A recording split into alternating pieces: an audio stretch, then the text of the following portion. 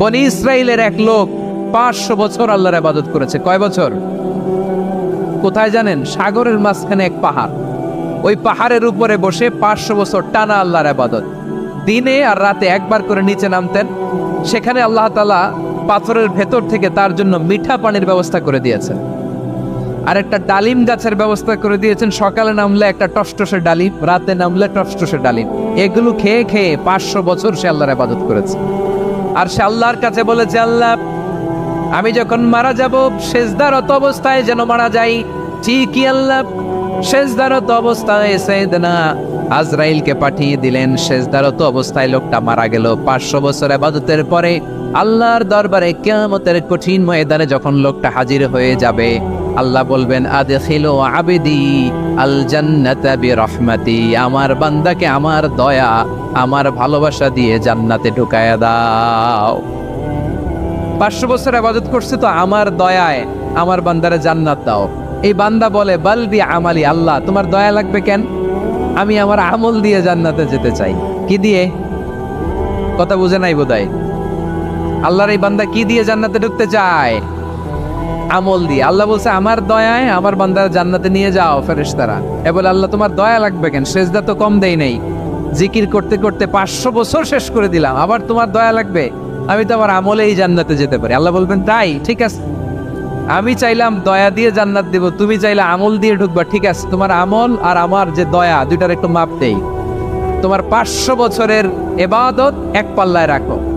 আর আল্লাহ বললেন, আমি যে দয়া করে এই দুনিয়ার নাজ নেয়ামত বিউটি সৌন্দর্য দেখার জন্য তোমার দুটা চোখ দিয়েছিলাম, দুটা নয় একটা চোখ আরেক পাল্লায় রাখো। রাখা হবে, দেখা যাবে ওই 500 বছরের ইবাদত হালকা হয়েছে, আর মুহূর্তের মধ্যে আল্লাহর দেয়া একটা চোখের নেয়ামত ভারী হয়ে গিয়েছে। আল্লাহ বলবেন, তোমার কথা মতো মাপ দেয়া হলো, এবার ফলাফল দেখো, হিসাব বলে তুমি এখন জাহান্নামে যাবা। Go to the hell fire, যাও এবার জাহান্নামে যাও। মাপ চোখে যখন আসছো আমার সাথে হিসাব ক্যালকুলেশন, যাও তুমি এবার জাহান্নামে যাবা।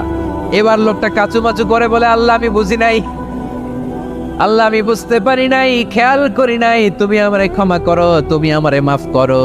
ও আল্লাহ, এবার আমি টের পেয়েছি, এবার আমি বুঝতে পেরেছি, তোমার দয়া ছাড়া দুনিয়ায় কেউ জান্নাতে যেতে পারবে না, কেউ পারবে না। আল্লাহ বললেন, ওরে গোলাম, তুই তো কিছুই ছিলি না, অস্তিত্বহীনতা থেকে তোরে অস্তিত্বে আনলো কে? ওই ছোট্ট শুক্রাণু থেকে মায়ের পেটে 9 মাস ধরে খাবার দিয়েছে কে? আবার সুস্থতার সাথে দুনিয়ার বুকে তোরে ডেলিভারির ব্যবস্থা করে দিল কে? আবার তোর মায়ের বুকের ভেতরে 2টা খাবারের লাইনের ব্যবস্থা করে দিল কে? আবার তোকে শৈশব পেরিয়ে কৈশোর পেরিয়ে তারুণ্য, তারপরে যৌবন, এগুলো দান করলো কে? তার চেয়েও বড় কথা, পাহাড়ের মাঝখানে সাগরের মাঝখানে 500 বছর ইবাদত করার শক্তি তোর গায়ে দিয়েছে কে? এই সাগরের মধ্যে লোনা পানি, লবণের পানি মুখে দেয়া যায় না, সেখান থেকে আমি পাহাড়ের ভেতর থেকে মিঠা পানির ব্যবস্থা করে দিলাম। ওই জায়গায় তোরে রিজিকের বন্দোবস্ত করলো কে? সকাল বিকাল 2 বেলা টসটসে ডালিম খাওয়ার ব্যবস্থা করে দিল কে? তোর আবদার ছিল, আল্লাহ আপনি আমার সেজদারত অবস্থায় রুহু কবজ করবেন, তোর শেষ আবদারটাও পূরণ করেছে কে? ও গোলাম, আমার রহমতের তুলনায়, আমার নেয়ামতের তুলনায় তোর 500 বছরের ইবাদতের কোনো ওজনই হবে না। গোটা বিশ্বের কেউ কোনোদিন আমার জান্নাতে ঢুকতে পারবে না আমি আল্লাহর দয়া ছাড়া। ও রহমানুর রহিম, তিনি দয়াময়, তিনি মেহেরবান। জিবরাইল আলাইহিস সালাম বিশ্বনবীর এই লম্বা হাদিসটা যখন শোনালেন, আমি যা যা বলছি এটা বিশাল এক হাদিসের অনুবাদ। বললেন, ইয়া মুহাম্মদ, এই দুনিয়ার সবটাই চলে আল্লাহর রহমত দিয়ে। হাদিসের শেষ কথা, সব চলে আল্লাহর কি দিয়ে? তখন বিশ্বনবী সাহাবাদের বললেন, ও সাহাবারা শোনো, আল্লাহর জান্নাতে কেউ কোনোদিন প্রবেশ করতে পারবে না তার রহমত ছাড়া। সাহাবারা বললেন, ইয়া রাসূলুল্লাহ, আপনিও না? আপনিও কি আল্লাহর রহমত ছাড়া প্রবেশ করতে পারবেন না? বিশ্বনবী বললেন, না আমিও না, আমি বিশ্বনবীও আল্লাহর জান্নাতে আল্লাহর রহমত ছাড়া ঢুকতে পারবে না। তবে কিয়ামতের দিন আল্লাহর রহমত আমার চারদিকে বেষ্টনী দিয়ে থাকবে। আল্লাহ নিজের পরিচয় দিয়ে বললেন, আলিমুল গায়বি ওয়াশ শাহাদাতি হুয়ার রহমানুর রহিম, আমি হলাম রহমান, আমি রাহিম। আল্লাহরে চিনছেন? ও বারোখালীর ভাইয়েরা, আপনার রবকে চিনতে পারতেছেন? তিনি দয়ার সাগর, তিনি মায়ার সাগর। তার দয়ার সাগর যে কত বড় আপনার কল্পনাতেও নাই। এজন্য আপনার পাপ যত বড় হোক, অন্যায় যত বড় হোক, অপরাধ যত বড় হোক, আপনার জুলুম যত বড় হোক, আল্লাহর রহমান নামের দরিয়া তার চাইতেও বড়। আল্লাহ বললেন, খলিয়া ইবাদিয়াল্লাযীনা আসরাফু আলা আনফুসিহিম লা তাকনাতু মির রাহমাতিল্লাহ ইন্নাল্লাহা ইয়াগফিরুয যুনুবা জামিআ ইন্নাহু হুয়াল গফুরুর রহিম। ও আমার গুনাহগার বান্দারা শোনো, জুলুম করেছো, ভুল করেছো, অন্যায় করেছো, আল্লাহর রহমত থেকে নিরাশ হয় না। আমরা বিশ্বাসীরা কঠিন কালে আল্লাহর রহমত থেকে নিরাশ হব না, ঠিক কিনা বলেন? আল্লাহর রহমত থেকে নিরাশ হবেন? ভুল করে ফেলছেন, আরে ভুল তো সবাই করে। পাপ হয়েছে, আরে পাপ তো সবার আছে, আপনারা সবাই পাপী, সবাই পাপী। যত পাপ হোক, ভুল হোক, অন্যায় হোক, অনুতপ্ত হয়ে তওবা করে, ওযু করে, জায়নামাজটা বিছিয়ে সেজদা দিয়ে চোখের পানি ছাড়েন। চোখের বেয়ে পড়া পানি আল্লাহর কাছে যে কত প্রিয়। অনুতপ্ত বান্দার চোখের পানির ফোঁটা তার চোখ বেয়ে, নাকের ডগা বেয়ে জমিনে ড্রপ করার আগেই আল্লাহর ওই বান্দার সব গুনাহ মাফ করে দেয়। আল্লাহ বললেন, আমি রহমানুর রহিম, আমি দয়াময়, আমি মেহেরবান। এরপর আল্লাহ বললেন, হুয়াল্লাহুল্লাযী লা ইলাহা ইল্লা হুয়াল মালিকুল কুদ্দুসুস সালামুল মুমিন। ওয়াল্লাহুল্লাযী, তিনি এমন আল্লাহ, লা ইলাহা ইল্লাহু, তিনি ছাড়া কোনো ইলাহ নাই। আল মালিক, তিনি হলেন আল মালিক। দুইটা শেষ, আর রহমান আর রাহিম শেষ। এবার আল্লাহ 3 নম্বর গুণবাচক নামের পরিচয় দিচ্ছেন। আল্লাহ বলছেন, আমি হচ্ছে আল মালিক। আমি কি? মানে সম্রাট। আল মালিক মানে হচ্ছে the king, the king of kings. সব রাজার বড় রাজা, মহারাজা। তার চেয়ে বড় রাজা আর কেউ নাই, তার চেয়ে বড় সম্রাট আর কেউ নাই, তার চেয়ে বড় ক্ষমতাধর সত্তা মহাবিশ্বে দ্বিতীয় কেউ নাই। চিৎকার করে বলেন ঠিক কিনা? তিনি আল মালিক। আল মালিক মানে ক্ষমতাধর, ক্ষমতার মালিক, রাজা ধীরাজ বাদশাহ। তার ক্ষমতা আর আমাদের ক্ষমতা একরকম নাকি? হ্যাঁ, আমাদের দুনিয়াতে ক্ষমতা অস্থায়ী ক্ষমতা, ঠিক কিনা বলেন? আইজ আছে কাল নাই, এরকম না ক্ষমতা? আল্লাহর ক্ষমতাও তো এরকম না, আইজ আছে কাল নাই এরকম। দুনিয়াতে দেখবেন কোন দেশের প্রেসিডেন্টের 4 বছরের ক্ষমতার মেয়াদ, কোন দেশে 5 বছরের। আল্লাহর কয় বছরের? 10 বছরের নাকি 20 বছর, 100 বছর। আল্লাহর ক্ষমতার মেয়াদ কতদিন বলেন? বুঝে থাকলে বলেন তো।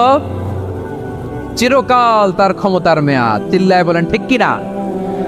নিরঙ্কুশ ক্ষমতা, একচ্ছত্র ক্ষমতা বলতে যা বুঝায়, এই ক্ষমতা একমাত্র আল্লাহরই আছে। আমাদের ক্ষমতার জন্য আমরা ডিপেন্ড করতে হয়, ওর ডিপেন্ড লাগে, ওই জনমত নেওয়া লাগে, ওই জনগণের কাছে যাওয়া লাগে, ভোট চাওয়া লাগে। এরা ভোট দিলে এরপরে আমরা আসবো, ঠিক কিনা? আবার জনগণ না চাইলে আমরা নাই। আল্লাহর ক্ষমতা কি এরকম? হ্যাঁ। আবার দেখবেন দুনিয়াতে ক্ষমতায় যাওয়ার জন্য জোট করা লাগে, জোট। জোটের রাজনীতি আছে না নাই? জোট হয়, শরিক হয়, এই হয়, সেই হয়, নানাভাবে দুনিয়াতে ক্ষমতায় আসতে হয়। আল্লাহ বলে, আমার ক্ষমতার জন্য কারো উপর বিন্দু পরিমাণ আমার ডিপেন্ড করা লাগে না। সৃষ্টির শুরু থেকে আমি ক্ষমতার চেয়ারে বসা, মহাবিশ্বের শেষ পর্যন্ত, সীমাহীন ভবিষ্যৎ পর্যন্ত আমি ক্ষমতার চেয়ারে থাকবো। আমি হলাম আল মালিক। আমার ক্ষমতার কোনো কমতি নাই, কোনো ঘাটতি নাই। কেউ আমার ক্ষমতা থেকে নামাতে পারবে না। পারা যাবে? এই যে আপনারা ফ্যাসিস্ট সরকারের যে আপনারা নামাই দিছেন গণ অভ্যুত্থান করে, মনে আছে? 5ই আগস্টের কথা ভুলে গেছেন এত তাড়াতাড়ি? মনে আছে? আছে। তা আমরা সবাই মিলে যদি একটা গণ অভ্যুত্থান করি, তাইলেই তো আল্লাহর ক্ষমতার চেয়ার থেকে নামায় ফেলানো যায়। হ্যাঁ, যাবে না? পারবো না আমরা? কি বলে, পারা যাবে না? আচ্ছা, আমরা না হয় পারলাম না, জিন জাতি যদি আমাদের সাথে জয়েন করে, ম্যানকাইন্ডের সাথে জিনকাইন্ড, ইফ দে জয়েন আস, সবাই মিলে একটা গণ অভ্যুত্থান, রেভলিউশন, ডেমনস্ট্রেশন, প্রোটেস্ট, সবাই মিলে যদি একটা অভ্যুত্থান করি, তাইলেই তো আল্লাহর ক্ষমতা শেষ। আওয়াজ করে বলেন, তাইলেই কি আল্লাহর ক্ষমতা শেষ হবে? এই যে বারোয়াখালীর ভাইয়েরা, এইদিকে কি হচ্ছে আমি তো দেখতে পাচ্ছি। এরকম হলো কেন? তোমরা খালি বোতল ছুড়লা কেন 2-1 উপরে? হ্যাঁ, আমার দিকে তাকাও। প্রিয় ভাইয়েরা, শান্ত হন, আমার দিকে তাকান। আর অল্প কয়েক মিনিট আমার দিকে তাকান, কেউ কিছু ছুঁড়ে মারবেন না কারো দিকে, মেহরবানি করে আমার দিকে তাকান। তাহলে আমরা সবাই মিলে একটা গণ অভ্যুত্থান যদি করি, আল্লাহর ক্ষমতা থেকে নামানো যাবে। আল্লাহ বলেন না, আমি হলাম আল মালিক, আসল ক্ষমতার মালিক, the king of kings, the owner of ultimate power, the owner of ultimate authority, the owner of ultimate sovereignty. নিরঙ্কুশ একচ্ছত্র ক্ষমতার মালিক হচ্ছি আমি আল্লাহ। আল্লাহ তাআলা সূরা মুলকের শুরুতে বলছেন, তাবারাকাল্লাযী বিয়াদিহিল মুলকু ওয়া হুয়া আলা কুল্লি শাইইন কাদির। মহিমান্বিত সত্তা, যার হাতে ক্ষমতা, তিনি যা চান তাই করতে পারেন। আওয়াজ করে বলেন তো তিনি কে? আবার আল্লাহ বলেন, কুলিল্লাহুম্মা মালিকাল মুলকি তুতিল মুলকা মান তাশাউ ওয়া তানজিউল মুলকা মিম্মান তাশা ওয়া তুইজ্জু মান তাশাউ ওয়া তুযিল্লু মান তাশাউ বিয়াদিকাল খায়র ইন্নাকা আলা কুল্লি শাইইন কাদির। আল্লাহু আকবার। এ নবী, আপনি বলুন, আল্লাহুম্মা মালিকাল মুলক, আল্লাহ আপনি ক্ষমতার মালিক। তুতিল মুলকা মান তাশা, যাকে চান তারে ক্ষমতার চেয়ারে বসান। ওয়া তানজিউল মুলকা মিম্মান তাশা, যাকে চান তাকে ক্ষমতার চেয়ার থেকে ছুঁড়ে ফেলে দেন। তিনি কে? ক্ষমতার চেয়ারে বসায় কে? আবার মনে চাইলে আস্থা করে ছুঁড়ে নিক্ষেপ করেন তিনি কে? আবার আল্লাহ বললেন, ওয়ালাম ইয়াকুল্লাহু শারীকুন ফিল মুলকি, আমার ক্ষমতায় কোনো শরীক নাই, কোনো জোট নাই, কোনো পার্টনার নাই, কোনো অংশীদার নাই। আবার আমি চলে গেলে আমার ক্ষমতার দাবিদারও কেউ নাই। আল্লাহু আকবার। এই দুনিয়াতে রাজা মারা গেলে পরের রাজা কে হয়? রাজার ছেলে রাজা, ঠিক কিনা বলেন? আল্লাহ চলে গেলে আরেকজন বসবে নাকি এরকম? না, তার ক্ষমতার সাথে দুনিয়ার ক্ষমতার কোনো মিলই নাই। এজন্য তিনি তার নাম দিয়েছেন আল মালিক। আল মালিক, the owner of power, the owner of ultimate power and sovereignty, the king of kings, সব রাজার বড় রাজা, মহারাজা আল মালিক, তিনি হচ্ছেন আল্লাহ। চিৎকার করে বলেন ঠিক কি না? তিনি আসল ক্ষমতার অধিকারী। দুনিয়াতে যে আমরা ক্ষমতা নিয়ে কামড়াকামড়ি করি, মারামারি করি, কিয়ামতের দিন আল্লাহ জিজ্ঞেস করবেন, কই তোদের ক্ষমতা আজকে বল। কিয়ামতের সময় সব মানুষগুলো যখন ইন্তেকাল করবে, সব জিনেরা যখন ইন্তেকাল করবে, সব ফেরেশতারা যখন ইন্তেকাল করবে, বাকি থাকবে মালাকুল মাউত। মালাকুল মাউত এসে বলবে, আল্লাহ আপনার কথা মতো সবাই শেষ, মানুষগুলো নাই, জিনগুলো নাই, আমার সতীর্থ ফেরেশতাগুলো নাই, মহাবিশ্বে আর কেউ নাই। আল্লাহ বলে, এখন কে আছে? মালাকুল মাউত বলবে, আল্লাহ তুমি আছো আর আমি। তুমি তো আল হাইয়্যু আল কাইয়্যুম, অবিনশ্বর, শাশ্বত, চিরঞ্জীব, কোনোদিন মরবা না, তুমি আছো আর তোমার গোলাম আমি আছি আজরাইল। মহাবিশ্বে কয়জন আছে মাত্র? জোরে বলেন। এক হচ্ছেন, আর হচ্ছে মালাকুল মাউত। আল্লাহ তুমি আছো আমি আছি। আল্লাহ বলবে, ঠিক আছে, এবার তোমার মরণের পালা। মুত ইয়া মালাকাল মাউত, হে মৃত্যুর ফেরেশতা তুমি মরো। মালাকুল মাউত আল্লাহর আদেশ বাস্তবায়ন করতে যে বিকট একটা চিৎকার দিয়ে মৃত্যুবরণ করবে। ওই চিৎকার দুনিয়ার মানুষেরা, চিৎকারের আওয়াজ যদি দুনিয়ার মানুষেরা শুনতে পেত, দুনিয়ার মানুষের প্রত্যেকের কানের পর্দা ফেটে মুহূর্তের মধ্যে সব লাশ হয়ে জমিনে পড়ে রইত। ভয়ঙ্কর চিৎকার দিয়ে মালাকুল মাউত বিদায় নিবে, কেউ নাই। এবার বলেন তো, মহাবিশ্বে মহাশূন্য, কেউ নাই, উপরে নিচে সামনে পেছনে ডানে বায়ে কোন সত্তা, কোন জীবিত সত্তার আছে? একজন ছাড়া, তিনি কে? কুল্লু মান আলাইহা ফানি ওয়া ইয়াবকা ওয়াজহু রাব্বিকা যুল জালালি ওয়াল ইকরাম। পড়েন, ফাবিআইয়ি আলাই রাব্বিকুমা তুকাযযিবান। কেউ থাকবে না একজন ছাড়া। একজন ছাড়া। এই ড্রোন দেখে হাত নাড়ালে হবে? আমার দিকে তাকাইতে হবে, কথা শুনতে হবে। মহাবিশ্বে কেউ নাই, একজন সত্তা ছাড়া। আওয়াজ করে বলেন তিনি কে? এবার আল্লাহ ডেকে বলবেন, লিমানিল মুলকুল ইয়াউম, লিমানিল মুলকুল ইয়াউম। ক্ষমতা কার? Who belongs the kingdom today, who belongs the power, authority today, who belongs the sovereignty today. আজকে ক্ষমতা কার? দুনিয়াতে ক্ষমতা নিয়ে এত কামড়াকামড়ি, দুনিয়াতে চেয়ার নিয়ে এত মারামারি, এত অত্যাচার, এত রক্তপাত, এত ব্লাডশেড। আজকে বলো তো ক্ষমতা কার? কার ক্ষমতা? মহাশূন্যে কোনো আওয়াজ নাই, শুধু আমার রবই বলবেন লিমানিল মুলকুল ইয়াউম। আজকে ক্ষমতা কার? কোনো আওয়াজ নাই, উত্তর দেওয়ার মতো জীবিত কোনো সত্তা নাই, ফলে কেউ উত্তর দিতে পারবে না। আল্লাহ নিজেই প্রশ্নের উত্তর দিয়ে বলবেন লিল্লাহিল ওয়াহিদিল কাহ্হার। একচ্ছত্র অধিপতি, ক্ষমতার মালিক আল্লাহ ছাড়া কারোর জন্য কোনো ক্ষমতা নাই। চিল্লায় বলেন ঠিক কি না? তাহলে আর রহমান আর রাহিমের পরে আমরা জানলাম আমার আল্লাহর আরেকটা সুন্দর গুণবাচক নাম হচ্ছে আল মালিক। কি নাম? আল মালিক মানে দ্য কিং, রাজাধিরাজ, সব রাজার বড় রাজা, মহারাজা। এরপরে 4 নম্বরে আল্লাহ বললেন আল কুদ্দুস, তিনি হলেন আল কুদ্দুস। আল কুদ্দুস মানে হচ্ছে অতি পবিত্র, মহাপবিত্র, the most holy, the absolutely pure, যার কোনো খুঁত নাই। আল্লাহর কোনো খুঁত আছে? তিনি মহাপবিত্র।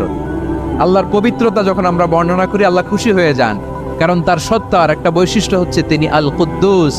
বারোয়াখালীবাসী আল্লাহর নামটা একটু জপেন না, বলেন আল কুদ্দুস, সবাই আওয়াজ করে আল কুদ্দুস। অতি পবিত্র, তার মধ্যে কোনো অপবিত্রতার ছিটে ফোঁটা নাই, মহাপবিত্র, the most pure, the most holy, অতি পবিত্র। ফেরেশতারা বলেছিল আল্লাহ আপনি মানুষ কেন বানাবেন? নাহনু নুসাব্বিহু বিহামদিকা ওয়া নুকদ্দিসু লাক। এই যে নুকদ্দিসু কুদ্দুস পাইছেন? তারা বলেছিল আল্লাহ মানুষ কেন বানাবেন? মারামারি করবে, আমরাই তো ভালো, আমরাই আপনার মহিমা বর্ণনা করি, আমরাই আপনার পবিত্রতা বর্ণনা করি। নুকদ্দিসু লাক তার মানে আল কুদ্দুস। আবার আমার নবী বিশ্ব নবী যখন সিজদায় লুটিয়ে পড়তেন, আম্মা জানা এসে বলেন আমরা তো সিজদার মধ্যে সুবহানা রাব্বিয়াল আলা বলেই শেষ, কিন্তু বিশ্বনবী তাহাজ্জুদের নামাজে, নফল নামাজে, সুন্নত নামাজে 3 বার সুবহানা রাব্বিয়াল আলা তাসবিহ পড়ার পরে তিনি পড়তেন সুবহুন কুদ্দুসুন রাব্বুল মালাইকাতি ওয়ার রূহ। সুবহ কুদ্দুস রাব্বুল মালাইকাতি ওয়ার রূহ। সিজদায় লুটিয়ে পড়ে বিশ্বনবী এই দোয়াটা পড়তেন। নফল নামাজে, সুন্নাত নামাজে কিংবা তাহাজ্জুদের নামাজে সুবহান রাব্বিয়াল আলার পরে কি পড়তেন? সুবহুন। আওয়াজ করে বলেন সুবহুন কুদ্দুসুন রাব্বুল মালাইকাতি ওয়ার রূহ। মানে আল্লাহ আপনি প্রশংসিত, আল্লাহ আপনি অতি পবিত্র, আপনি সব ফেরেশতা কুলের রব, ফেরেশতাদের সরদার জিব্রাইলের রব। সুবহানাল্লাহ। আজকে থেকে পড়বেন সিজদায়? হ্যাঁ, বারোখালীবাসী পড়বেন নাকি হুজুর নামাজে তো পড়ি না? হ্যাঁ, এরকম নফল নামাজে, তাহাজ্জুদের নামাজে, সুন্নত নামাজে সিজদার যে তাসবিহ সুবহানা রাব্বিয়াল আলা 3 বার পড়ার পরে আমার ভাইরা, মহিলা প্যান্ডেলে আমার যে মায়েরা বোনেরা আছে, আজকে তো রেকর্ড হয়ে যাবে, কালকেই ভিডিও পেয়ে যাবেন। 3 বার সুবহানা রাব্বিয়াল আলা পড়ার পরে পড়বেন সুবহুন কুদ্দুসুন রাব্বুল মালাইকাতি ওয়ার রূহ। পড়বেন তো ইনশাআল্লাহ। আবার বিশ্বনবী বলেন ইন্নাল্লাহা তাইয়্যিব লা ইয়াকবালু ইল্লা তাইয়্যিবা। আল্লাহ পবিত্র, পবিত্রতা ছাড়া তিনি কিছু গ্রহণ করেন না, অপবিত্র কোনো কিছু আল্লাহ গ্রহণ করে না। অনেকে আছে ঘুষ খায়, সুদ খায়, অন্যায় অপরাধ চাঁদাবাজি যা আছে সব করে, হারাম টাকা, হারাম উপার্জন। এই হারাম উপার্জন দিয়ে আবার মসজিদ বানায়, আছে না নাই? ইনকাম সবটাই হারাম, ওইটা দিয়ে আবার এতিমখানা বানায়, আছে না নাই? আছে। ওইটা আল্লাহ কবুল করবে না, কারণ আল্লাহ নিজে পবিত্র। পবিত্র না হলে কিছুই অ্যাকসেপ্ট করেন না। সুবহানাল্লাহ পড়েন। তাহলে বুঝলাম তিনি আল কুদ্দুস মানে অতি পবিত্র। এরপরে আল্লাহ বলেন আমি হচ্ছি আসসালাম। আওয়াজ করে বলেন আসসালাম। আসসালাম মানে হচ্ছে শান্তির আধার। সালাম মানে কি? শান্তির আধার, যার কাছ থেকে শান্তি আসে, দ্য সোর্স অফ পিস। তিনি শান্তির আধার। এজন্য আমরা একে অপরের সাথে দেখা হলে কি বলি? সালাম। কি বলি? সালাম সালাম হাজার সালাম, সকল শহীদ স্মরণে আমার হৃদয়ে রেখে যেতে চাই তাদের স্মৃতির চরণে। সবাই বলেন সালাম সালাম হাজার সালাম, সকল শহীদ স্মরণে আমার হৃদয়ে রেখে যেতে চাই তাদের স্মৃতির চরণে। পড়েন আমিন। আমরা সকল ভাষা শহীদ, সকল মুক্তিযোদ্ধা তাদের জন্য দোয়া করি, এবং 24-এর ছাত্র নাগরিক অভ্যুত্থানে যারা শাহাদাতের সর্বোচ্চ নাজরানা পেশ করে এই নতুন ভোরের বাংলাদেশ আমাদেরকে উপহার দিয়েছে, তাদের জন্য আল্লাহর কাছে দোয়া করি। সবাই বলেন আমিন। আমার প্রিয় বারোয়াখালীবাসী, আপনারা কি ক্লান্ত হয়ে গেছেন? কষ্ট হচ্ছে? তাহলে দু চারজন দাঁড়াচ্ছেন কেন? এই যে দু একজন যে বোতল ছুঁড়ে মারছো, তোমাদেরকে কি আমি দেখি নাই মনে করছো? এই বোতল ছুঁড়ে মারলা কেন? বসো বসো। হ্যাঁ, মেহেরবানি করে বসবেন, মেহেরবানি করে বসবেন। সবাই আওয়াজ করে তাকবীর পড়ুন, লিল্লাহে তাকবীর। এই আপনাদের গলার আওয়াজ। এতগুলো মানুষ তাকবীর পড়লে এতটুকু আওয়াজ হয় আমি বিশ্বাস করি না। আওয়াজ করে পড়েন সবাই, লিল্লাহে তাকবীর, লিল্লাহে তাকবীর, লিল্লাহে তাকবীর। আল্লাহর একটা নাম হচ্ছে আসসালাম, মানে হচ্ছে শান্তির আধার, দ্য সোর্স অফ পিস। শান্তি দেওয়ার মালিককে। এজন্য শান্তি চাইবো কার কাছে? আল্লাহ তুমি আমার দেশটাকে শান্তিময় করো, বলেন আমিন। আল্লাহ তুমি আমাদের পরিবারের শান্তি নসিব করো, বলেন আমিন। আল্লাহ আমাদের জীবনটাকে তুমি শান্তিময় করো, পড়েন আমিন। এজন্য বিশ্বনবী সালাম ফিরানোর পরে 3 বার পড়তেন আস্তাগফিরুল্লাহ, আস্তাগফিরুল্লাহ, আস্তাগফিরুল্লাহ। এরপরে বিশ্বনবী পড়তেন আল্লাহুম্মা আনতাস সালাম